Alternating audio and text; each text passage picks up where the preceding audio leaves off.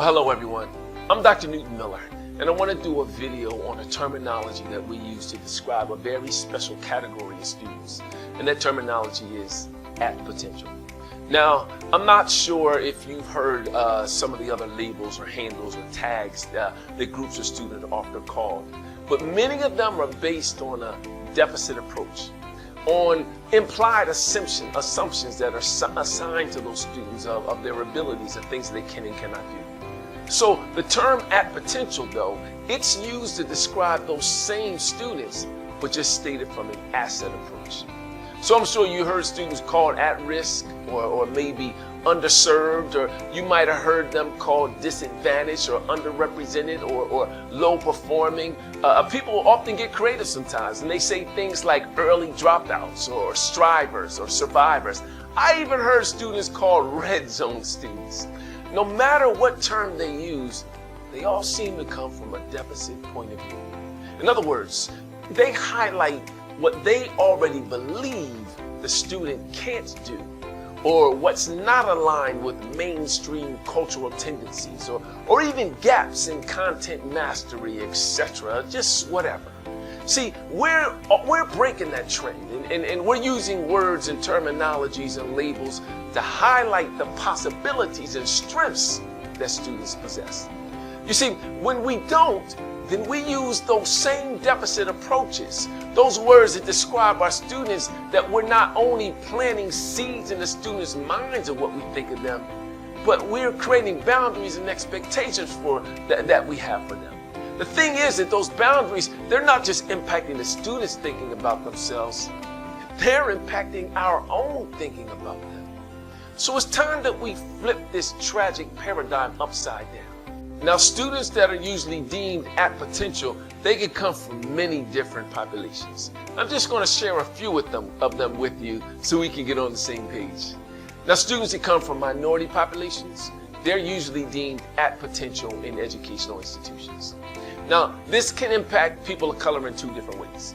In a minority institution that is the majority, where the minority are majority in that institution, but it's not led by people of color, that population, even though it's the majority, they can be at potential because the principles and the thinking behind the rules and policies and procedures that define the culture in that organization most likely won't align with them, but might align with the majority ethnicity leadership. Now, another way that minority students can be deemed as at potential can be if there are not very many of their peers that share the same race and ethnicity. Now, although that alone is not necessarily a large problem, the fact that cultural tendencies can be stamped out, criticized, or looked upon as not the norm is what makes those students at potential. Now, another group of students labeled as at potential are males. I know that's surprising, right? But according to Sean Harper and some of the other prominent educational researchers, school is considered a feminine domain.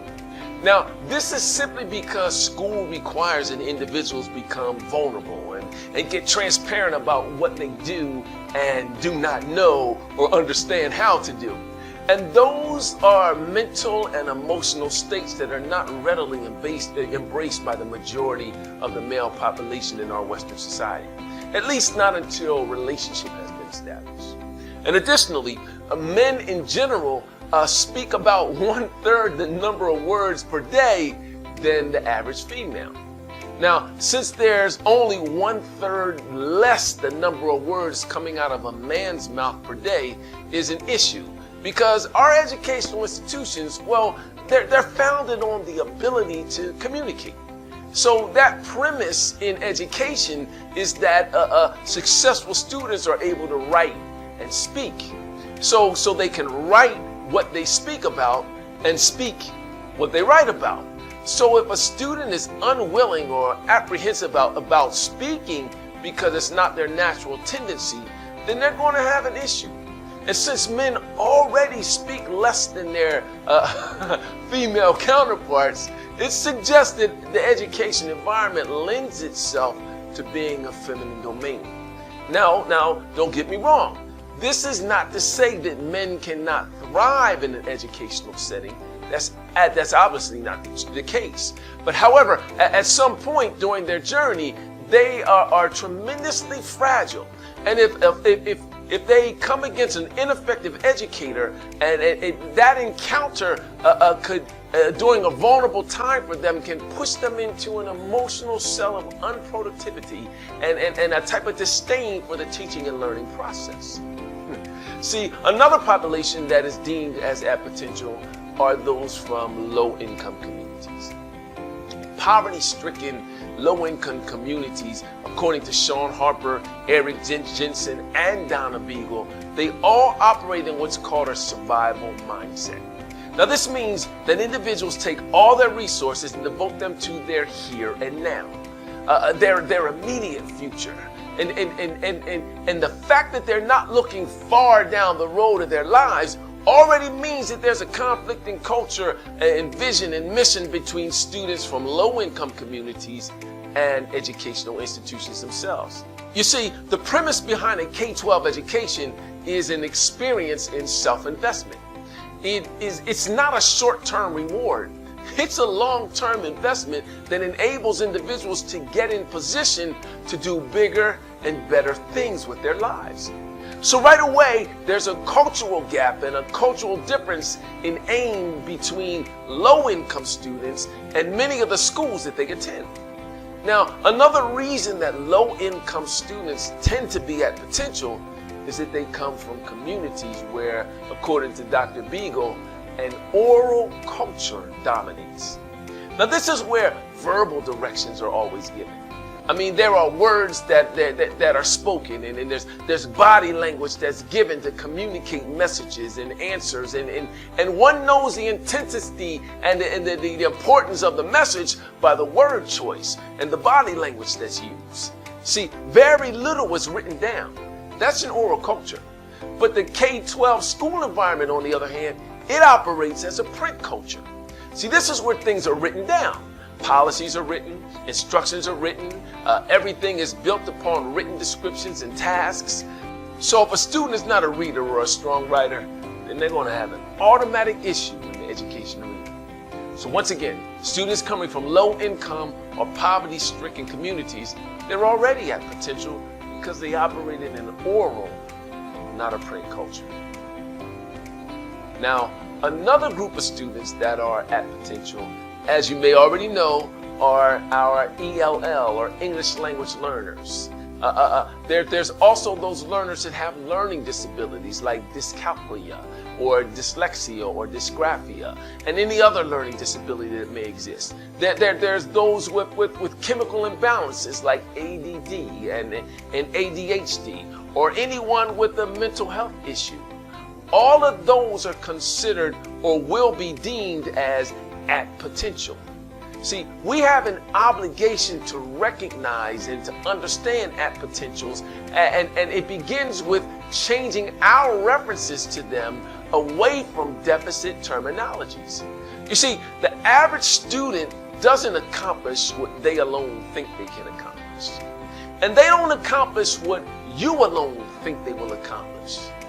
They tend more frequently to accomplish what they think that you think that they can accomplish. So using the term at potential helps us to begin that positive trajectory towards drawing attention to strengths and possibilities rather than highlighting weaknesses and gaps and things that can be hindrances in the student's learning journey. See, if I held up a peach seed in one hand and an acorn in the other hand, and I asked you, what do you see? You'd probably say, well, you have a peach seed in this hand and an acorn in the other hand. And you'd be correct, but you'd also be incorrect, depending upon your perspective. See, the peach seed is exactly that. It's a peach seed, but it has the potential to be a peach tree. And the acorn is just that in its current state, an acorn, but it has the potential to become a gigantic, powerful oak tree. You see, it's all in the perspective that you choose, how you view things. You can draw conclusions from its current state or from its greatness of the potential that it possesses. You see, great educators, they tend to choose to see their students as what they can become, and thus are willing to do what it takes to get them in the environment that unlocks that potential. So for example, if a person leaves a peach seed in a windowsill for, I don't know, let's say 4 years, and then suddenly they decide to take the peach seed out of the window and take it outside and plant it in the soil, then that environment will put a demand on the seed such that in about 2 weeks, it will burst out of the outer shell of that seed, and it'll grow a plant that produces a fruit that has seeds that when they're planted will grow a plant that produces a fruit that has seeds, and it'll create a perpetuating cycle that continues over and over again, so much so that one seed, when you plant it, can grow a whole grove of peach trees that produce countless numbers of peaches. You see, using the words at potential when referring to our students, it helps you see them differently, so you can begin the process of creating and moving them into an environment that will help them grow and produce. But if you don't have the depth of vision to see who and what they are, then you can't see their potential. And you won't do what it takes to help them get them from that windowsill into the soil so they can grow, because of the demand of the nitrogen, the phosphorus and the potassium that's in that new environment in the soil. You see, my point is this: the power of the term at potential is an asset approach to labeling students. Not just so students see themselves in a more positive light, but also so we as educators can experience a cognitive shift and see our students in a different light as well. And that enables us to do what? Meet their needs and help them achieve in every area of your life. Now that's why we say at potential.